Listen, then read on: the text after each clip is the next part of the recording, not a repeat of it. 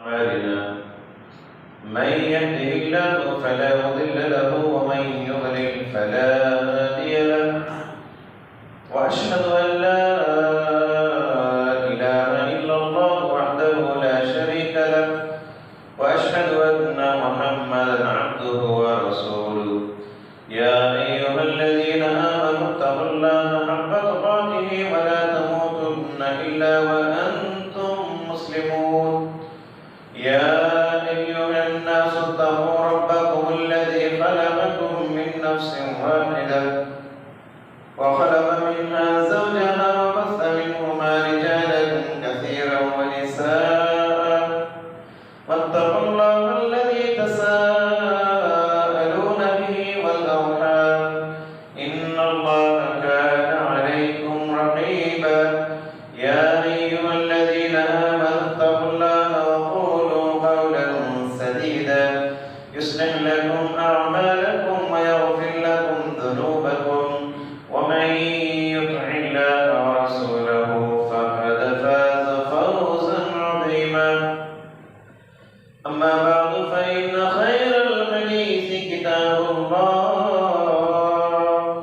وخير الهدي هدي محمد صلى الله عليه وسلم وشر الأمور محدثاتها وكل محدثة بدعة وكل بدعة ضلالة وكل ضلالة في النار أعوذ بالله السميع العليم من الشيطان الرجيم من همزه ونفخه ونفسه بسم الله الرحمن الرحيم ولقد خلقنا الإنسان ونعلم ما توسوس به نفسه ونحن أقرب إليه من حبل الوريد إذ يتلقى المتلقيان عن اليمين وعن الشمال قعيد ما يلفظ من قول إلا لديه رقيب عتيد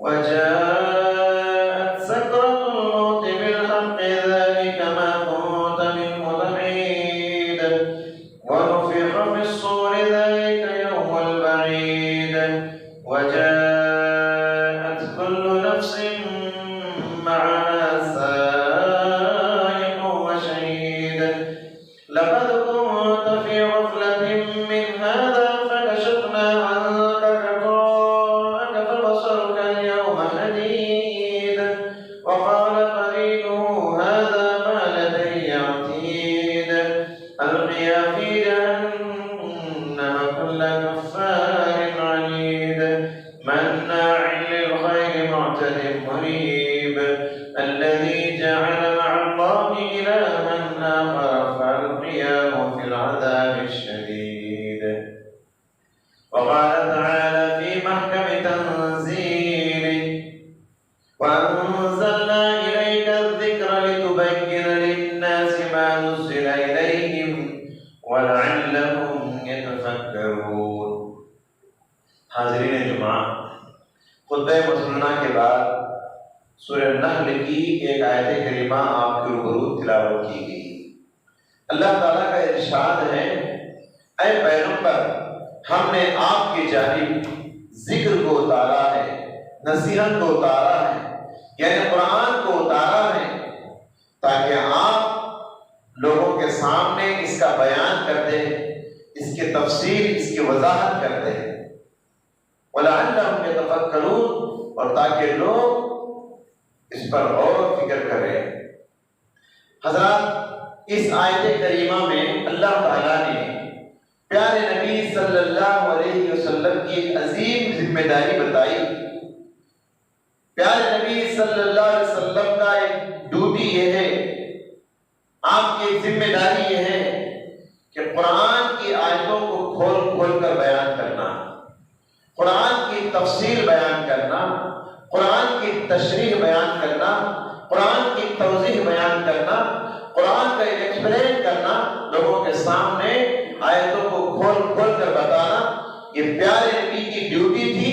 اللہ تعالیٰ نے آپ کو ذمہ دار بنا کر بھیجا کیونکہ قرآن کریم جو ہمارے پاس ہے اللہ نے قرآن کو اس انداز میں نازل کیا کہ ایک عام آدمی قرآن کو سمجھ نہیں سکتا. قرآن تشریح کا محتاج ہے، قرآن تفسیر کا محتاج ہے، قرآن وضاحت کا محتاج ہے. قرآن کو تشریح کے بغیر، اس کی تفسیر کے بغیر آپ سمجھ نہیں سکتے. قرآن میں اللہ تعالیٰ اجمالی طور پہ آیتوں کو نازل کیا ہے. قرآن اس کی وضاحت بہت ضروری ہے. چھوٹی سی مثال میں آپ کو دیتا ہوں. قرآن بار بار کہتا ہے اقیموا الصلاۃ، نماز پڑھو، نماز پڑھو. حدیث کی روشنی کے بغیر آپ نماز کیسے پڑھنا ہے آپ پڑھ نہیں سکتے. حدیث بتاتی ہے نماز کب پڑھنا ہے، فجر میں کتنی رکعت، ظہر میں کتنی رکعت، عصر میں کتنی رکعت، مغرب میں کتنی رکعت، عشاء میں کتنی رکعت، فطر کی کتنی رکعت، سنتیں کتنی رکعت، نوافل کتنے رکعت، رکوع کیسے کرنا ہے، سجدہ کیسے کرنا ہے، اتحیات میں کیسے بیٹھنا ہے، سلام کیسے پھیرنا ہے، رکعت کیسے باندھنا ہے، رکوع میں کیا پڑھنا ہے، سجدے میں کیا پڑھنا ہے، قیام میں کیا پڑھنا ہے، قعود میں کیا پڑھنا ہے. یہ ساری تفصیلات آپ کو قرآن میں نہیں ملیں گی، حدیثوں میں ملیں گی. حدیث کی تشریح کے بغیر آپ ایک سجدہ نہیں کر سکتے اللہ کو. حدیث کی وضاحت کے بغیر 2 رکعت نماز آپ ادا نہیں کر سکتے. پوری تفصیلات اللہ نے حدیثوں میں ذکر کی. قرآن صرف کیا کہتا ہے حج کرو. حج کی تفصیلات قرآن میں نہیں. کون سے میدان میں کب ٹہرنا ہے، حج کے مہینے کیا ہیں، کب سے شروع ہوتے ہیں، کب ختم ہوتے ہیں حج کے ایام. قرآن کہتا ہے زکوٰۃ ادا کرو. زکوٰۃ کتنا دینا ہے اس کی تفصیلات قرآن میں نہیں. سونے میں کتنا زکوٰۃ، چاندی میں کتنا زکوٰۃ، جانوروں میں کتنا زکوٰۃ، ترکاریوں میں کتنا زکوٰۃ، غلے میں کتنا زکوٰۃ، شہد میں کتنا زکوٰۃ، گائے کتنا ہو تو زکوٰۃ کو پہنچتے ہیں، اونٹ کتنے ہو تو زکوٰۃ کو پہنچتے ہیں، بکریاں کتنا ہو تو زکوٰۃ کو پہنچتے ہیں. یہ ساری تفصیلات آپ کو قرآن میں نہیں ملیں گی، حدیثوں میں ملیں گی. تو قرآن جو ہے ایک اجمالی کتاب ہے. قرآن تشریح کے محتاج ہے، قرآن تفسیر کا محتاج ہے.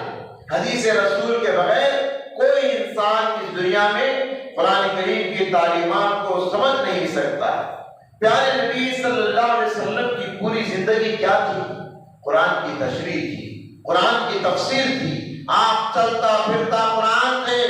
ایک سوال کرنے والے نے حضرت عائشہ رضی اللہ تعالیٰ عنہا سے سوال کیا اللہ کے نبی کے اخلاق کیا تھے، اللہ کے نبی کے معمولات کیا تھے، اللہ کے نبی کا رہن سہن کیا تھا، بتائیے. عائشہ نے کہا کیا تم قرآن نہیں پڑھتے؟ کان خلقہ القرآن. اللہ کے نبی صلی اللہ علیہ وسلم کی پوری زندگی قرآن کا عملی نمونہ ہے. قرآن پر عمل کر کے پیارے نبی دنیا میں حدیثوں کی شکل میں ایک نمونہ دنیا والوں کو دے کر گئے. اللہ تبارک و تعالیٰ نے پیارے نبی کو وہ مقام عطا کیا بحیثیت نبی. اللہ نے آپ کو نبوت کا منصب جو عطا کیا، اس وجہ سے اللہ نے آپ کو وہ عزت دیا، وہ مرتبہ دیا. پیارے نبی کی زبان سے نکلنے والا ایک ایک لفظ قانون ہے. پیارے نبی صلی اللہ علیہ وسلم کی زبان سے نکلنے والا ایک ایک لفظ شریعت ہے. پیارے نبی کی زبان سے نکلنے والا ایک ایک لفظ اسلام ہے. اگر کسی کے سوال کے جواب میں پیارے نبی ہاں کہہ دے، نہ کہہ دے، وہ ہمیشہ کے لیے قیامت تک وہ چیز حلال ہو جائے گی. کسی کے سوال کے جواب میں پیارے نبی اگر نہ کہہ دے، لا کہہ دے، قیامت تک وہ چیز ناجائز اور حرام ہو جائے گی. ایک مرتبہ اللہ کے نبی صلی اللہ علیہ وسلم نے مجلس بیٹھی ہوئی تھی. حج کے مسائل پیارے نبی صلی اللہ علیہ وسلم بیان کر رہے تھے. اللہ کے نبی نے کہا تم پر حج فرض ہوا ہے، جس کے پاس استطاعت ہو، مال ہے، اس پر حج کرنا فرض ہے. پیارے نبی نے بتایا. تو ایک سوال کرنے والے نے سوال کیا اللہ کے نبی کیا ہر سال حج کرنا فرض ہے؟ پیارے نبی تھوڑی دیر خاموش ہو گئے، کچھ دیر خاموش ہو گئے. پھر اللہ کے نبی نے کہا کہاں ہے یہ وہ سوال کرنے والا آدمی؟ صحابہ نے کہا یہاں بیٹھے اللہ کے نبی. پیارے نبی نے کہا میں نے کہا حج کرو اگر استطاعت اور تم نے کہا کیا ہر سال حج کرنا فرض ہے؟ تمہارے سوال کے جواب میں اگر میں ہاں کہہ دیتا تو قیامت تک آنے والے انسانوں پر ہر سال حج فرض ہو جاتا ہے۔ تو اللہ کے نبی صرف ہاں کہہ دے وہ چیز حلال ہو جاتی ہے، اگر اللہ کے نبی نہ کہہ دے وہ چیز حرام ہو جاتی ہے۔ اللہ کے نبی کو اللہ نے وہ مرتبہ عطا کیا، آپ کی زبان سے نکلنے والا ایک ایک لفظ قانون ہے، ایک ایک لفظ شریعت ہے، اللہ نے آپ کو مرتبہ عطا کیا۔ حضرات کچھ لوگ ہیں حدیث رسول کو کم درجہ دیتے ہیں اور قرآن کریم کو اونچا درجہ دیتے ہیں۔ یاد رکھیے حدیث اور قرآن میں زیادہ فرق نہیں ہے۔ جیسے قرآن آسمانی وحی ہے ویسے حدیث بھی آسمانی وحی ہے۔ جیسے قرآن آسمان سے نازل ہوا ویسے یہ حدیث بھی آسمان سے نازل ہوا۔ قرآن کریم کو جیسے جبرائیل علیہ السلام اللہ کے پاس سے لے کر آتے تھے، حدیث رسول کو بھی جبرائیل علیہ السلام فرشتہ آسمان سے اللہ کے پاس سے لے کر نازل ہوتے تھے۔ صحابہ کرام سوالات کرتے، مسائل ہوتے صحابہ کے، اللہ کے نبی کے پاس آ کر صحابہ سوال کرتے، اللہ تعالیٰ آپ پر وحی نازل کرتا، اس سوال کا جواب آپ کے ذہن میں اللہ تعالیٰ اتارتا، تب اللہ کے نبی صلی اللہ علیہ وسلم لوگوں کو بتاتے۔ معلوم یہ ہوا بحیثیت دین پیارے نبی صلی اللہ علیہ وسلم بحیثیت نبی جو بھی بات کہتے وہ اللہ کی بات ہے۔ اللہ نے فرمایا وما ينطق عن الهوى ان هو الا وحی یوحى، پیغمبر اپنی طرف سے اپنی خواہش سے کوئی بات نہیں کرتا، پیغمبر کی زبان سے وہی لفظ نکلتا ہے جو اللہ تعالیٰ وہی ان کے دل میں کرتا ہے۔ تو گویا قرآن و حدیث میں کیا فرق ہے؟ قرآن و حدیث میں فرق یہی ہے قرآن کے الفاظ بھی اللہ کے، قرآن کے معنی مطلب بھی اللہ کا، قرآن کا متن اور نص بھی اللہ کا ہے اور قرآن کا معنی اور مفہوم بھی اللہ کا ہے۔ حدیث کیا ہے؟ حدیث کے الفاظ پیارے نبی کے ہیں مگر معنی و مطلب اللہ تبارک و تعالیٰ کی جانب سے۔ تو فرق کیا ہے؟ قرآن وہی مطلوع ہے اور حدیث وہی غیر مطلوع ہے، یعنی قرآن وہ کتاب ہے جس کی تلاوت کی جاتی ہے، حدیث وہ کتاب ہے جس کی تلاوت تو نہیں مگر جس کو سمجھ کر پڑھا جاتا ہے۔ حضرات گرامی، حضرت عبداللہ بن عمر بن عاص رضی اللہ تعالیٰ عنہ صحابی ہیں، پیارے نبی صلی اللہ علیہ وسلم کی ہر بات وہ نوٹ کیا کرتے تھے، پیارے نبی کی ہر بات کو وہ لکھ لیا کرتے تھے۔ کچھ لوگوں نے کہا اللہ کے رسول کی ہر بات مت لکھو، اللہ کے رسول کی ہر بات نوٹ نہ کرو، کیونکہ اللہ کے نبی بھی انسان ہیں، بشر ہونے کی حیثیت سے ان سے بھی کچھ بھول ہو سکتی ہے، ان کی ہر بات نوٹ مت کرو۔ حضرت عبداللہ بن عمر بن عاص پیارے نبی کے پاس آئے اور بتایا اللہ کے نبی لوگ مجھے منع کرتے ہیں کہ میں آپ کی ہر بات نوٹ نہ کروں۔ پیارے نبی نے فرمایا عبداللہ بن عمر بن عاص سے اکتب، تم لکھے جاؤ لکھے جاؤ، فوالذی نفسی بیدی، اس ذات کی قسم جس کے ہاتھ میں میری جان ہے، ما خرج منی الا حقا، حقات کے سوا میری زبان سے کچھ اور نکلتا ہے، حقات کے سوا میری زبان سے کوئی جملہ نکلنے والا نہیں۔ اس طرح معلوم یہ ہوا کہ اللہ کے نبی کی زبان سے نکلنے والا ایک ایک لفظ یہ اللہ کی بات ہے۔ قرآن بھی اللہ کی کتاب ہے اور حدیث بھی اللہ کی کتاب ہے۔ فرق اتنا ہے کہ قرآن کے الفاظ اور معنی دونوں اللہ کے ہیں اور حدیث الفاظ پیارے نبی کے ہیں اور معنی اور مطلب یہ اللہ سبحانہ و تعالیٰ کا ہے۔ اور یہ بات بھی یاد رکھیے، جس طرح قرآن کی حفاظت کی گارنٹی اللہ تعالیٰ نے لی ہے، اسی طرح حدیث رسول کی حفاظت کی گارنٹی بھی اللہ تعالیٰ نے لی ہے۔ قرآن کہتا ہے اِنَّا نَحْنُ نَزَّلْنَا الذِّكْرَ وَإِنَّا لَهُ لَحَافِظُونَ، بے شک ہم نے اس قرآن کو، اس ذکر کو اتارا ہے، ہم ہی اس کی حفاظت کریں گے۔ قرآن کریم کی حفاظت کی گارنٹی اللہ نے جس طرح لی ہے، حدیث رسول کی حفاظت کی گارنٹی بھی اس حدیث میں ہے۔ کیوں؟ اس لیے کہ قرآن کی حفاظت کا ایک پہلو یہ ہے، ایک مطلب یہ ہے، قرآن کے الفاظ کی حفاظت، قرآن کے متن کی حفاظت، قرآن کے نصوص کی حفاظت۔ ایک مطلب تو یہ ہے۔ قرآن کی حفاظت کا دوسرا مطلب ہے قرآن کی تفسیر کی حفاظت، قرآن کی تشریح کی حفاظت۔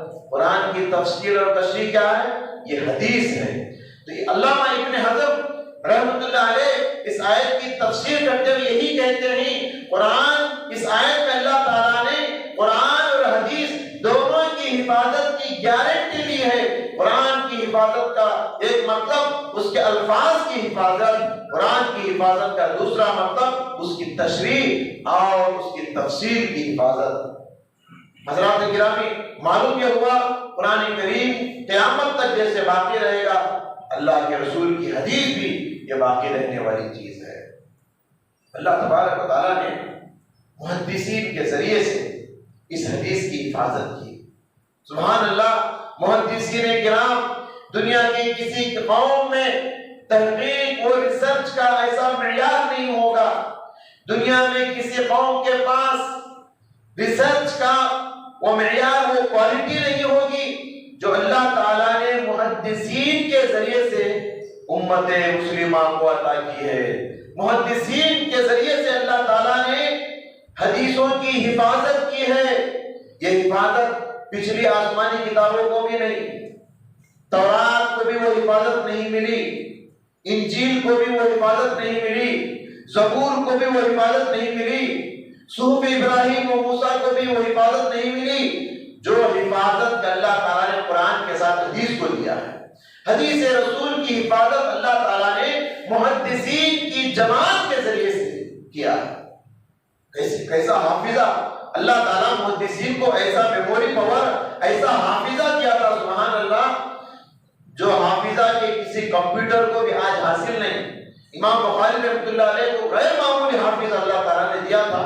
خود امام بخاری فرماتے ہیں احفظ حدیث صحیح 100,000، کہتے ہیں کہ مجھے 1,00,000 صحیح حدیثیں یاد ہیں، 1,00,000 صحیح حدیثیں، احفظ 100,000 حدیث صحیح واحفظ 200,000 حدیث غیر صحیح۔ 1,00,000 صحیح حدیثیں مجھے یاد ہیں، 2,00,000 ضعیف حدیثیں مجھے یاد ہیں۔ ایک تو یہ کہ 3,00,000 حدیثیں ان کو یاد ہیں، دوسری بات یہ ہے کہ اس میں کون سا صحیح ہے کون سا ضعیف ہے یہ بھی ان کو یاد ہے۔ یہ کتنا بڑا حافظہ ہے امام بخاری رحمۃ اللہ علیہ، یہ ساری حدیثیں ترتیب سے سناتے تھے امام بخاری رحمۃ اللہ علیہ۔ یہ اللہ تعالیٰ محدثین کی جماعت کے ذریعے سے حدیث رسول کی حفاظت کی ہے۔ زندگی کے ہر شعبے میں محدثین نے حدیثوں کو جمع کر کے ہماری رہنمائی کی ہے۔ زندگی کے ہر شعبے میں محدثین نے حدیثوں کے ذریعے سے حدیثوں کی حفاظت کر کے امت کی رہنمائی کی ہے۔ یہاں تک کہ ایک یہودی کو کہنا پڑا قد علمکم نبیکم کل شیء حتی الخلاء، تمہارے نبی تو تم کو ہر بات بتاتے ہیں، ہر چیز سکھاتے ہیں، یہاں تک کہ پیشاب پیخانہ کرنے کا طریقہ بھی تمہارے نبی تم کو بتاتے ہیں۔ بیڈ روم میں کیسا رہنا ہے، باتھ روم میں کیسے رہنا ہے، کچن روم میں کیسے رہنا ہے، بازار اور مارکیٹ میں کیسے رہنا ہے، مسجد میں کیسے رہنا ہے، ہر جگہ اسلام ہم کو رہنمائی کرتا ہے۔ حدیث رسول کے ذریعے سے محدثین نے سب باتیں ہم کو بتائی۔ لقد کان لکم فی رسول اللہ اسوۃ حسنہ، اللہ تعالیٰ نے فرمایا رسول اللہ صلی اللہ علیہ وسلم کی زندگی تم سب کے لیے ایک بہترین نمونہ، ایک بہترین آئیڈیل ہے۔ حاضرین گرامی، علم حدیث کے ذریعے سے اس امت میں بہت سارے فتنے اٹھے۔ حدیث رسول کے ذریعے سے اس دور میں بہت سارے فتنے اٹھ رہے ہیں، اٹھے ہیں، اٹھ رہے ہیں۔ ان میں سے بہت بڑا فتنہ ہے فتنہ انکار حدیث، اللہ کے نبی کی حدیثوں کو انکار کرنے کا فتنہ، اللہ کے رسول کی حدیثوں کو ریجیکٹ کرنا، رد کرنے کا فتنہ۔ یہ سر چل کے بول رہا ہے۔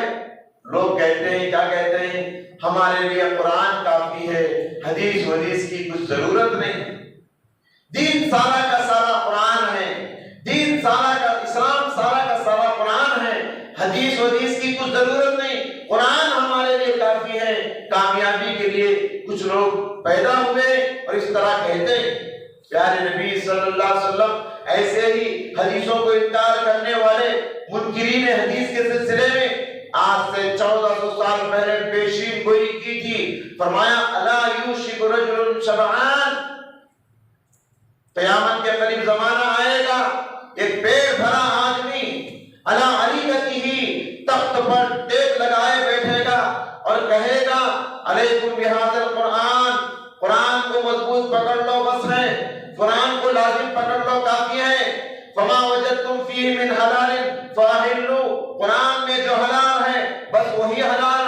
وما وجدتم فيه من حرام فحرموه، قرآن میں جو حرام ہے بس وہی حرام ہے۔ پیارے نبی نے فرمایا الا انی اوتیت القرآن مثلہ معہ، لوگوں سن لو، اللہ تبارک و تعالیٰ نے قرآن کے ساتھ ساتھ قرآن جیسی ایک اور چیز بھی مجھے اللہ نے دی ہے۔ قرآن جیسی کہا اللہ کے نبی نے، قرآن کے ساتھ ساتھ قرآن جیسی ایک اور چیز اللہ نے مجھے دی ہے۔ کیا ہے وہ؟ حدیث رسول۔ قرآن کے ساتھ اللہ نے قرآن جیسی ایک اور چیز اللہ نے مجھے دی ہے۔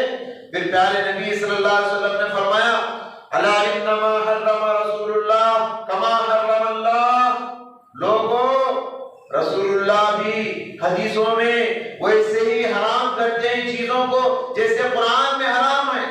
قرآن کے حرام کا جو حکم ہے ویسا ہی حکم حدیث رسول میں اگر کسی چیز کو حرام کر دے، رسول اللہ صلی اللہ علیہ وسلم حدیثوں میں کسی بات کو اگر حرام کہہ دے اس کا درجہ بھی ویسے ہی حرام ہے جیسے قرآن حرام کہتا ہے۔ قرآن کے حرام کردہ چیزوں میں اور حدیث کے حرام کردہ چیزوں میں کوئی فرق نہیں ہے۔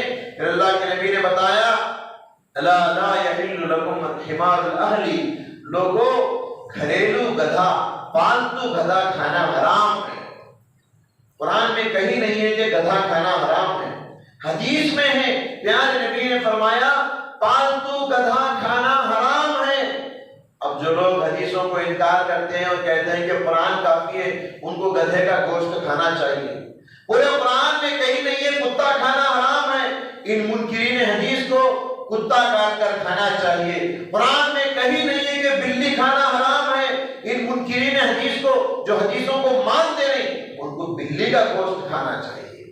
اللہ کے نبی صلی اللہ علیہ وسلم نے آگے فرمایا کل ذی ناب من السباع، ہر وہ درندہ، ہر وہ جانور جس کو کونچلیاں ہوتے ہیں، کونچلی کسے کہتے ہیں؟ وہ جانور جس کو سامنے کے چار دانت اوپر نیچے نوکیلے ہوتے ہیں، ان کو انیاب کہا جاتا ہے۔ ان نوکیلے دانت والے جانوروں کو کھانا حرام ہے۔ کتے کو نوکیلے دانت ہوتے ہیں، بلی کو ہوتے ہیں، شیر کو ہوتے ہیں۔ جس جانور کو انیاب ہو، نوکیلے دانت ہو، ان جانوروں کو کھانا حرام ہے۔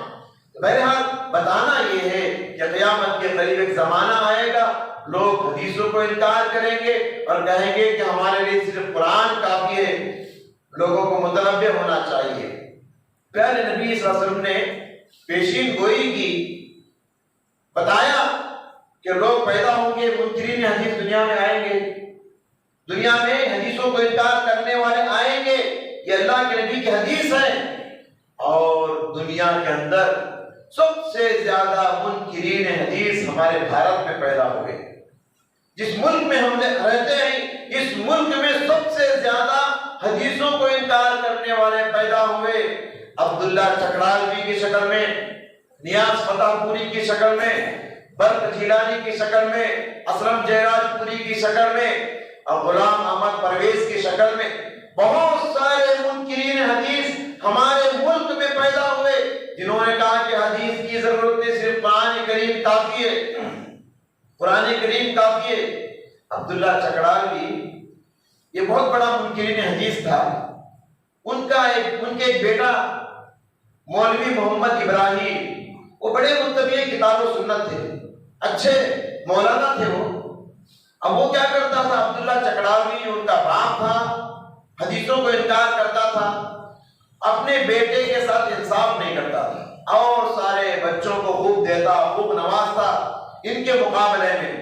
تو مولوی محمد ابراہیم نے ایک مرتبہ اپنے باپ سے کہا کہ آپ اولاد کے درمیان انصاف نہیں کرتے۔ یہ کہہ کر انہوں نے وہ ساری حدیثیں پیش کی جس میں اولاد کے درمیان انصاف کرنے کی بات ہے۔ تو عبداللہ چکڑالوی مولوی محمد ابراہیم کا باپ منکرین حدیث نے کہا، منکر حدیث نے کہا مجھے بتانا ہو تو قرآن سے حوالہ دو، قرآن سے بتاؤ، حدیث مجھے پیش نہ کرو۔ مولوی محمد ابراہیم کہتے ہیں جس وقت یہ بات میرا باپ بتا رہا تھا واقعتاً وہ پیٹ بھرا مالدار باپ تخت کو ٹیک لگائے بیٹھا تھا، اس وقت مولوی محمد ابراہیم نے کہا سچ فرمایا پیارے نبی صلی اللہ علیہ وسلم نے، تمہارے بارے میں بھی اللہ کے نبی نے فرمایا تھا الا یوشک رجل شبعان، ایک پیٹ بھرا آدمی، مالدار آدمی تخت پر ٹیک لگا کر بیٹھے گا اور کہے گا علیکم بہذا القرآن، قرآن مضبوط پکڑ لو کافی ہے، قرآن میں جو حلال ہے بس وہی حلال، قرآن میں جو حرام ہے بس وہی حرام۔ تو اس وقت مولوی محمد ابراہیم نے یہ حدیث اپنے باپ کو یاد دلائی اور کہا تمہارے بارے میں ہی اللہ کے نبی صلی اللہ علیہ وسلم نے حدیث بیان فرمائی۔ اس کے بعد وہ باپ کے گھر کو چھوڑ کر شہر چھوڑ کے شہر بدل کر چلے گئے۔ حضرات گرامی، بتانا یہ ہے کہ ہمارے ہندوستان میں بھی بہت سارے منکرین حدیث پیدا ہوئے۔ ابھی تیلگو میں بہت سارے دعات ہیں، ان میں سے ایک دائی ہے نلور میں بردر شریف کے نام سے، آپ دیکھیں گے ہفتے میں ایک دو یوٹیوب میں ویڈیو چھوڑتا ہے۔ وہ دائی اپنے آپ کو دین کا دائی کہتا ہے، دین کی باتیں بتاتا ہے، لیکن کہتا ہے کہ حدیثوں کو ماننے کی ضرورت نہیں۔ اس نے پہلے 3 اصول بنائے۔ اس نے پہلے یہ کہا جو حدیث بھی عقل کے خلاف ہو اسے رد کر دو۔ پھر دوسرا اصول اس نے بنایا جو حدیث بھی سائنس کے خلاف ہو اس کو ریجیکٹ کر دو۔ پھر تیسرا اصول اس نے بنایا جو حدیث بھی قرآن کے خلاف ہو اس کو رد کر دو۔ حالانکہ کوئی حدیث صحیح حدیث قرآن کے خلاف نہیں ہوتی، قرآن میں کچھ باتیں ہوتی اجمالی طور پر حدیث اس کو ایکسپلین کرتی ہے، اور اس نے کہا کہ جو حدیث قرآن کے خلاف ہو، جو حدیث عقل کے خلاف ہو، جو حدیث سائنس سے ٹکراتی ہو، ان سب کو چھوڑ دو۔ پھر آخری میں دھیرے دھیرے وہ آدمی منکرین حدیث بن گیا، منکر حدیث بن گیا۔ اب کوئی حدیث کو مانتا نہیں ہے، وہ کسی حدیث کو ماننے کے لیے تیار نہیں۔ آپ دیکھیے یوٹیوب میں کیسے خطرناک ویڈیو وہ چھوڑتا ہے۔ ابھی چند دن پہلے کی بات ہے، وہ ایک سیلون شاپ میں گیا، حجام کی شاپ میں جا کر وہاں ویڈیو بنایا۔ کیا کرتا ہے، پوری داڑھی چھیل دیا اور کہنے لگا قرآن میں کہا ہے داڑھی رکھنے کا حکم، قرآن میں داڑھی رکھنے کا حکم نہیں ہے، اللہ کے نبی داڑھی رکھے کیا نہیں رکھے، میں تو اللہ کے نبی کو دیکھا نہیں، اس لیے حدیثوں میں جو بات ہے اس کو مانتا نہیں میں۔ کہتا ہے کہ حدیث یہ اللہ کے نبی کی بات ہے، کیسے مانوں میں؟ اس طرح کی گمراہی کی باتیں کر رہا ہے، لوگوں کو گمراہ کرتا ہے، اور لوگ اس کی تعریف کر رہے کامنٹس میں۔ حضرات گرامی، آج بھی اس طرح کے منکرین حدیث پیدا ہو رہے ہیں۔ یہ نیلور کا رہنے والا ہے بردر شیٹی کے نام سے، اور ایک آدمی ہے یوسف نوڈگری کے نام سے۔ یہ لوگ منکرین حدیث ہیں، حدیثوں کو مانتے نہیں۔ تو میں ہمارے نوجوان نسل کو متنبہ کرنا چاہتا ہوں، آج یہ عنوان میں اسی لیے دیا ہوں تاکہ ہماری نوجوان نسل جو کالجوں میں پڑھتی ہے، اسکولوں میں پڑھتی ہے، یونیورسٹیوں میں پڑھتی ہے، وہ سائنس کو اتنا اہمیت دیتے ہیں جتنی اہمیت حدیث رسول کو دینا چاہیے، دیتے نہیں۔ یہ دوسرا فتنہ ہے اس امت کے اندر کہ علم حدیث کے سلسلے میں حدیث کو عقل کی ترازو پہ رکھ کے تولتے ہیں، حدیث رسول کو عقل کے میزان پہ تولتے ہیں۔ اگر حدیث ہمارے عقل کے مطابق ہو ہم اس پر عمل کریں گے، اگر حدیث ہمارے عقل کے خلاف ہو ہم اس کو چھوڑ دیں گے، ہم اس کو ریجیکٹ کر دیں گے۔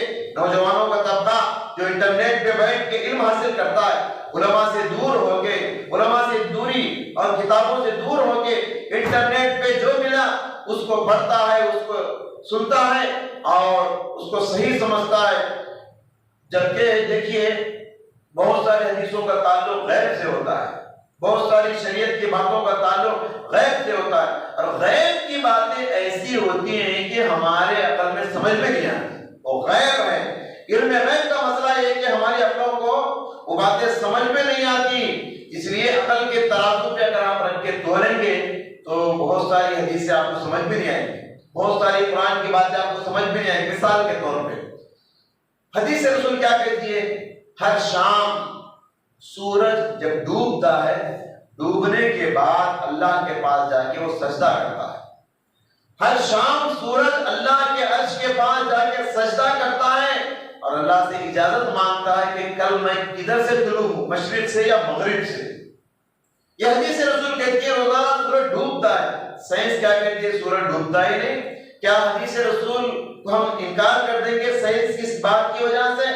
سائنس کیا کہتی ہے؟ سورج ایک طرف ڈوبتا ہے تو دوسری طرف طلوع ہوتا ہے، سمجھ رہے کیا؟ سورج ڈوبتا ہی نہیں، ان کا عقیدہ، ان کا سائنس کا کہنے والوں کا سوچنا ہے۔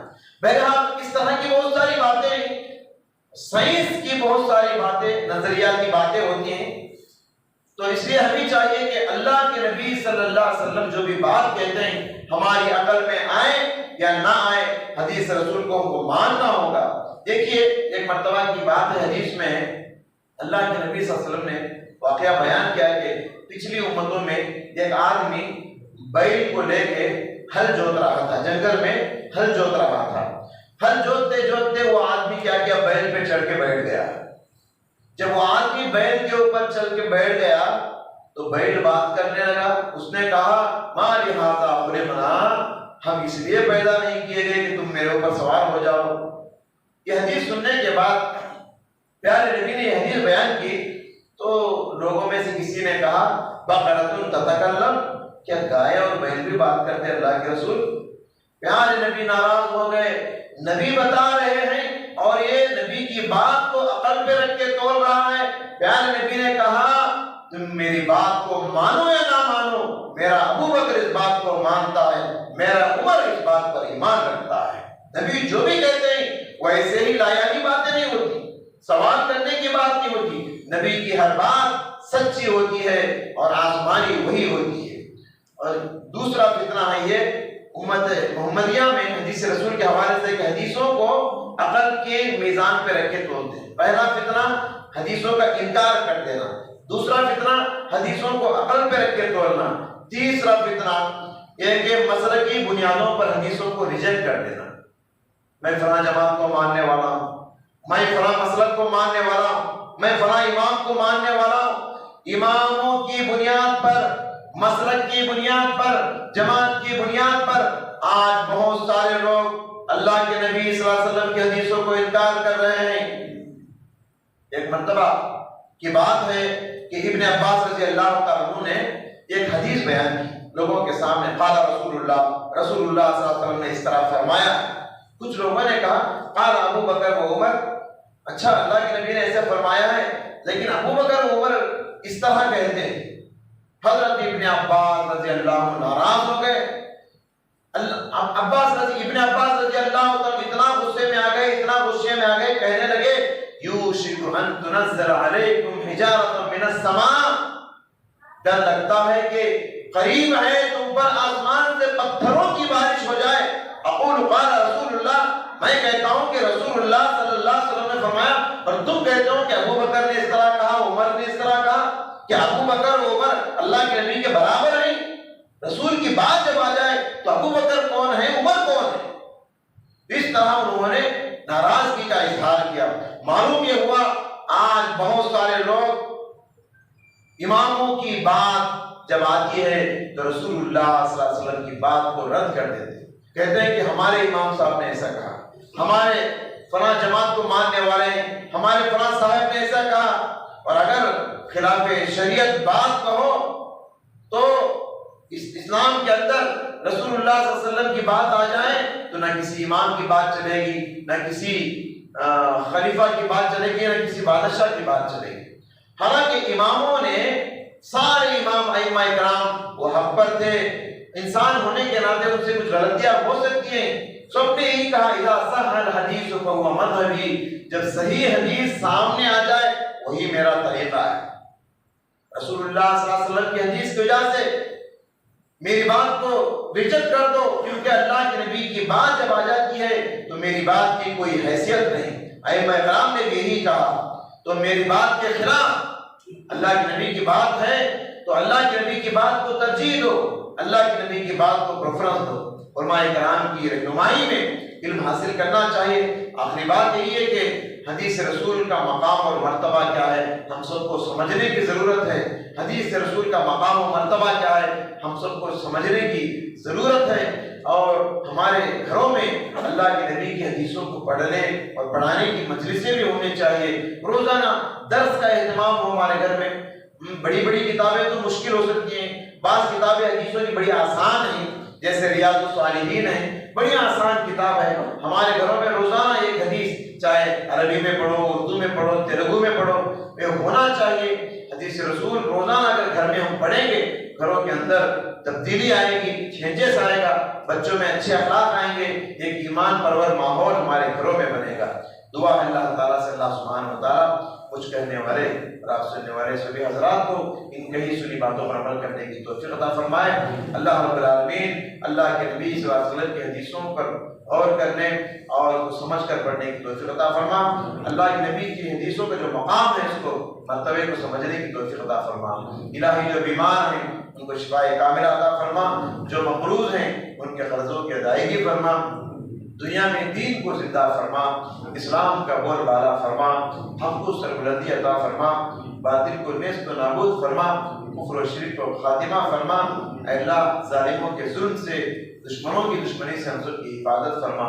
آمین۔ بارک اللہ لنا ولکم فی القرآن العظیم ونفعنا وإياكم بآيات من الآيات والذکر الحکیم، انہ تعالی جواد کریم علیکم ورحمۃ اللہ۔